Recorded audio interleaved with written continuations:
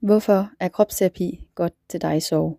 Som kropsterapeut har jeg et særligt fokus på kvinder, der har mistet i forbindelse med fødsel og graviditet.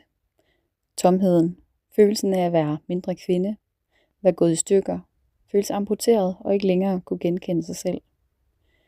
Som mor har jeg selv haft sorgen, ikke bare tæt inde på livet. Jeg kan være i det svære sammen med dig, der har mistet, uanset hvornår, fordi jeg kender de følelser, der kan følge med. Når vi oplever livskriser, tab eller sorg, sætter det sig ikke kun i tankerne. Det sætter sig også i kroppen. Kroppen husker, også når vi selv forsøger at glemme. Den kan spænde op, lukke ned og føles fremmed. Jeg har hørt flere kvinder beskrive, at deres krop føles skamfuld og distanceret, særligt efter at have mistet et barn, før, under eller efter fødslen. Uanset hvordan vi sørger, har vi alle sammen brug for følelsen af at blive grebet af nogen, når vi falder. Når vi sammen sætter ord og kropsfornemmelser på det svære, kan der opstå en følelse af ikke at stå alene.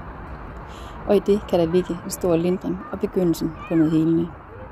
For sorg kan larme, sorg kan lamme, og sorgen kan overdøve. Kropsterapi er omsorg til hele dig og alt det, du indebærer.